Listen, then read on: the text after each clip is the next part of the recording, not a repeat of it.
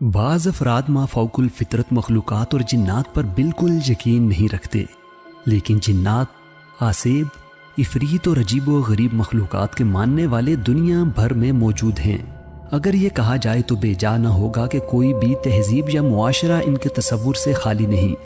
दुनिया भर में बेशुमार ऐसे मकामात पाए जाते हैं जिनके गिर्द किसी न किसी हवाले से दिल दहला देने वाली कहानियाँ, अनजाने खौफ, पै दर पै पेश आने वाले पुरअसरार हादसात और अनोखे हालात व वाक़यात की चादर तनी हुई है।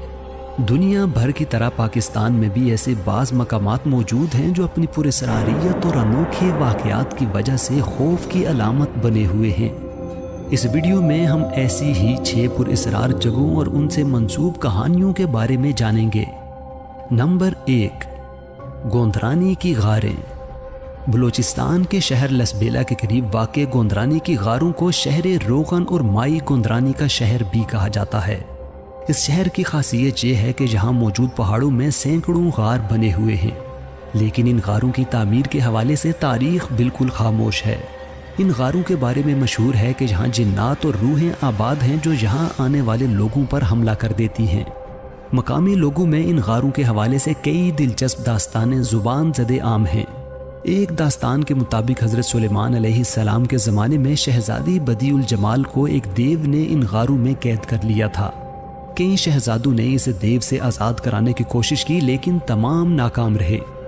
आखिरकार शहजादा सैफुल मुलूक को खबर हुई तो उसने देव को कत्ल करके शहजादी को यहाँ से आज़ाद करवाया। नंबर 2, गोरख हिल के इफ़रीत। सूबा सिंध के इस बुलंद तरीन मकाम गोरख हिल स्टेशन को आबो हवा के लिहाज से पाकिस्तान के मशहूर तरीन हिल स्टेशन मरी का हमपल्ला करार दिया जाता है। वैसे तो गोरख हिल अपने खूबसूरत कुदरती मनाजिर की वजह से मशहूर है, लेकिन इस सियाहती मकाम के साथ कुछ पुरअसरार बातें भी मंसूब हैं। गोरख हिल के वीरानों में आते जाते लोगों को अक्सर ऐसे इंसानों की झलक नज़र आती है जो बनमानस से मुशाबे होते हैं, यानी ऐसे लोग जिनका कद काठ तो इंसानों जैसा होता है मगर जिस्म बालों से ढका होता है। इस मखलूक को देखे जाने के वाक़यात यहाँ कई दहाइयों से हो रहे हैं। मकामी लोगों ने इस अजीबो गरीब मखलूक का नाम मम रखा हुआ है। ऐसी ही एक मखलूक तिब्बत के गारों में येटी और अमरीकी जंगलात में बिग फुट के नाम से मशहूर है। बाज़ लोगों का कहना है कि यह मखलूक किसी इंसान नुमा भेड़िए की नस्ल से है, जबकि बाज़ लोगों में ये दास्तान भी मशहूर है कि कई सदियां पहले यहाँ एक साधु मुकीम था। उसका एक मुलाजिम था जो दिन में इंसान और रात में भेड़िया बन जाता था। कहते हैं कि गोरख हिल का नाम गोरख भी इसी वजह से पड़ा क्योंकि फ़ारसी में भेड़िए को गर्ग कहते हैं। नंबर 3, कोहे चिल्तन। कोयटा के करीब वाक़े इस पहाड़ी का नाम चिल्तन फ़ारसी और बलोची ज़ुबान के अल्फाज चहल तन से माखूज है, जिसके मानी हैं 40 जिस्म। इस पहाड़ी के बारे में मशहूर है कि यहाँ उन 40 बच्चों की रूहें भटकती हैं जिनके वालिदैन ने उन्हें यहाँ तन्हा मरने के लिए छोड़ दिया था। मकामी लोगों में इस हवाले से एक दास्तान मशहूर है। इस दास्तान के मुताबिक सदियों कबल एक गरीब बे औलाद जोड़ा औलाद के लिए किसी बुजुर्ग के पास गया। बुजुर्ग ने जोड़े को देखकर उनसे कहा कि जो चीज़ कुदरत ने तुम्हारे नसीब में नहीं लिखी वो मैं तुम्हें नहीं दे सकता।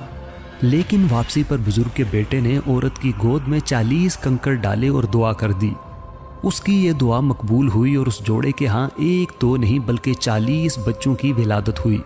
गरीब जोड़े के लिए इतने बच्चों की किफ़ालत करना मुमकिन न था, लिहाजा उन्होंने एक बच्चे को अपने पास रखकर बाकी 39 को कुदरत के हवाले करते हुए पहाड़ पर छोड़ दिया। चंद दिन के बाद औरत को पशेमानी हुई तो वो खावंद को बताए बगैर उस पहाड़ पर अपने बच्चों की हड्डियां इकट्ठी करने चली गई ताकि वो उन्हें दफना सके। वो वहां गई तो ये देखकर दंग रह गई कि उसके बच्चे ना सिर्फ जिंदा थे बल्कि दरख्तों और पत्थरों के बीच में खेल भी रहे थे।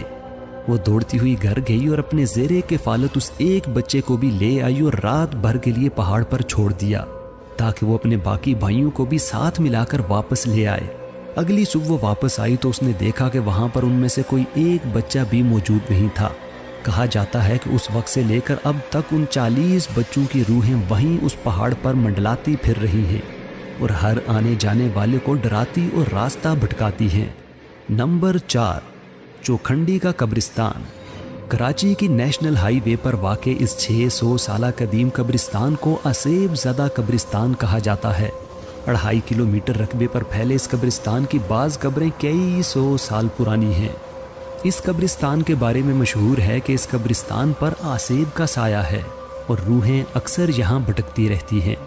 इस वजह से कोई भी शख्स शाम के बाद इस कब्रिस्तान में जाने की जुर्रत नहीं करता। करीब की आबादियों में रिहाइश पजीर अफराद का कहना है कि शाम होते ही यहाँ पुरअसरारियत का राज हो जाता है और यहाँ से गैर मानूस आवाज़ें और ह्योले नज़र आना शुरू हो जाते हैं। जैसे ही सूरज गुरूब होता है यहाँ मौजूद बाज़ कब्रें जलने लगती हैं और बहुत ज़्यादा गर्म हो जाती हैं। बाज़ लोगों का कहना है कि उन्हें अक्सर रात के वक्त कब्रिस्तान से लोगों के चीखने चिल्लाने की आवाज़ें आती हैं। इसके अलावा इस कब्रिस्तान से मंसूब कई पुरअसरार वाक़यात भी मशहूर हैं। इस कब्रिस्तान में रात के वक्त किसी को भी जाने की इजाज़त नहीं है। नंबर 5, शमशान घाट हैदराबाद। शमशान घाट से मुराद वो जगह है जहां हिंदू अपने इंतकाल कर जाने वाले लोगों की चिताएं यानी मैयतें जलाते हैं। हैदराबाद सिंध के इस शमशान घाट के बारे में मशहूर है कि जिन लोगों को यहाँ जलाया जाता रहा है उनमें से बाज़ की रूहें अब भी यहीं भटकती फिर रही हैं। यह शमशान घाट तकरीबन 250 साल पुराना है।